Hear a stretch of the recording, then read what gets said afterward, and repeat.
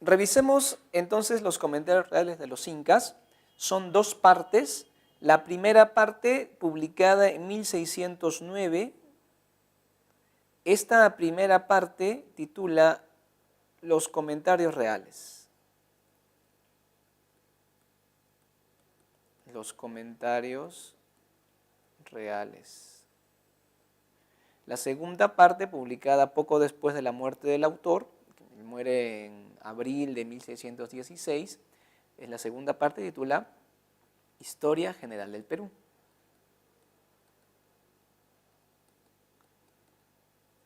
Si queremos acercarnos a esta obra, debemos decir en primer lugar que los comentarios reales, la primera parte, tiene un carácter enciclopédico, es decir, trata diversos temas empleando como, digamos, orden para la exposición de los temas. Pues, habla de la geografía, flora, fauna, costumbres, anécdotas, etcétera, sobre el antiguo Perú. La pauta va a ser la sucesión de los incas. Inca Garcilaso hace una desde Manco Cápac hasta Huayna Cápac y la lucha entre Atahualpa y Huáscar, trata una sucesión de los incas y en cada capítulo, a partir de lo que hicieron los incas, las leyes que dictaban, sus características, sus guerras, su manera de ser, su personalidad incluso, él va tratando también diversos temas, acomodándolos según ese orden. Entonces tenemos en esta primera parte de los comentarios reales una revisión del pasado prehispánico hasta la llegada de los españoles. Un pasado prehispánico hasta la llegada de los españoles. En cambio, en la segunda parte encontramos la conquista y las guerras civiles. Las guerras civiles de los conquistadores.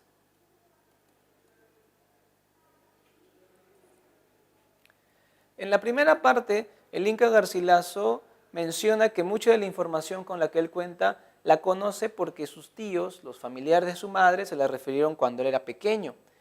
Asimismo, afirma que él domina el quechua, porque, y lo voy a citar, abro comillas, lo mamé de los pechos de mi madre, cierro comillas. Es decir, él asume que su conocimiento del quechua es excelente, ya que su madre era quechua hablante, le transmitió la capacidad en la leche materna y que desde muy pequeño él hablaba quechua.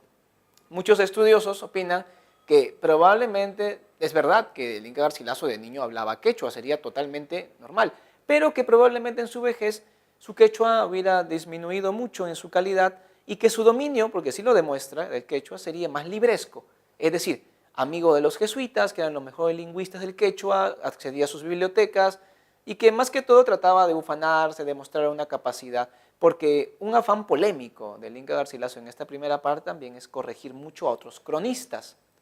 Tal cronista no domina el quechua, tal cronista no supo interpretar y se asume como el mejor cronista que debe corregir a los demás. Obviamente todo esto lo hace para tener una opinión favorable del público. También él nos muestra una versión del incanato muy idealizada, un incanato utópico que ha influido poderosamente en la visión europea después de que se publica, porque esto se publica y tiene muchas ediciones, es muy leído. Hoy en día en Europa todavía piensan que los incas eran personas muy buenas, un gobierno justo. Ya por la historia que hemos investigado, los historiadores peruanos nos han demostrado que los incas fueron como cualquier otra cultura conquistadora, muy crueles, desalmados e interesados, como cualquiera, como los romanos, por ejemplo, tuvieron estas características, igual los incas. Pero claro, la versión del Inca Garcilaso todavía predomina mucho. La versión de Huamán Poma, que es distinta, no se conoció hasta el siglo XX. Entonces tenemos ahí una predominancia del Inca Garcilaso y su influencia. En esta primera parte, por tanto, él trata de enaltecer su origen materno. En la segunda parte, como hemos visto, la conquista es estudiada desde un enlace. ¿Cuál es el enlace? La guerra entre Atahualpa y Huáscar, guerra fratricida que dio inicio a la debacle del Tahuantinsuyo. A río revuelto, ganancia de pescadores. Así le entendieron los españoles que al mando de Francisco Pizarro vencieron a los incas luego de guerras fratricidas entre indios contra indios, donde los españoles aprovecharon la situación y lograron obtener el poder finalmente. Esta situación desde los baños de sangre que se daban en las batallas contra Huáscar, cuando los generales atahualpistas, sobre todo Quisquis, el famoso general Quisquis, logra derrotar a Huáscar en Cusco y lo toma prisionero, aniquila gran parte de su panaca, un baño de sangre de todo el Cusco. A partir de ese momento empieza Historia General del Perú, enlazando de los baños de sangre del Atahualpa contra Huáscar al baño de sangre de los conquistadores en sus luchas internas. Esto es, digamos, lo que nos presenta el Inca Garcilaso en Historia General del Perú. En esta crónica, él trata de enaltecer a su padre, que estuvo pues, en las guerras civiles, apoyando a su amigo Gonzalo Pizarro. Sin embargo, el papá de Garcilaso se pasó al bando del rey a última hora, apoyando al pacificador Lagasca. Sin embargo, los cronistas habían detectado que, aparte de haberse pasado al bando del rey, el papá del Inca Garcilaso, es decir, el capitán Garcilaso, había en su momento apoyado, ya como amigo, a Gonzalo Pizarro, le había prestado su caballo en un momento de dificultad y lo consideraba una traición. Entonces el Inca Garcilaso trata de demostrar que en esta situación tan compleja de intereses, durante la época de las guerras civiles, su padre no fue un traidor, fue un hombre noble que siempre actuó con la mayor pureza posible de un castellano. Y él trata de demostrar eso, es decir, trata de limpiar el nombre de su padre en esta parte. En esta segunda parte también es muy interesante el hecho de que hay autobiografismo. El Inca Garcilaso, es decir, el pequeño Gómez Suárez de Figueroa, fue testigo de muchos de los hechos que cuenta. Por ejemplo, cuando Gonzalo Pizarro, triunfador, se pasea en la plaza del Cusco junto a Francisco de Carvajal, él era un niño y lo veía a Gonzalo Pizarro como un héroe. También cuando el famoso Inca Sayri Tupac se entregó el Inca de Vilcabamba a los españoles y llegó a Cusco a visitar, Inca Garcilaso, un adolescente en ese entonces, va a saludarlo y le da los respetos de su madre, que era su familia. Sayri Tupac lo conoció y conversó con él. Ese fue un momento muy emocionante para él, conocer a un Inca de verdad, en persona, que era familiar suyo, todavía un Inca de Vilcabamba.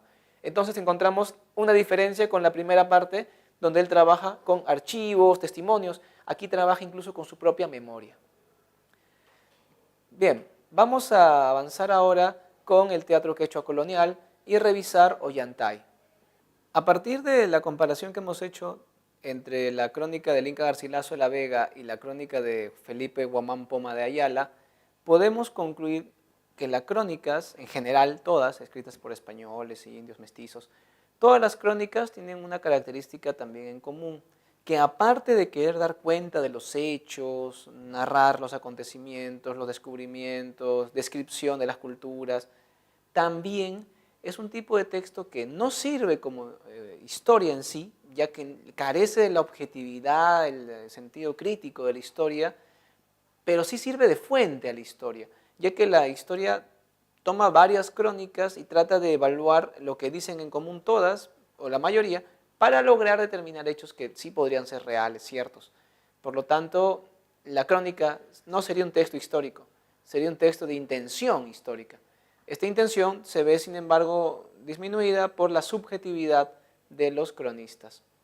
Digamos que son parciales a algún bando, con intereses propios para obtener algún tipo de merced, el rey de España, por ejemplo, y eso hace que su versión siempre sea muy parcializada, muy sesgada de los hechos. Tanto el Inca Garcilaso como Felipe Guamán Poma de Ayala o el príncipe de los cronistas castellanos que fue Pedro Cieza de León, todos ellos demuestran de alguna u otra manera, de una mayor o menor medida, esta característica de la subjetividad.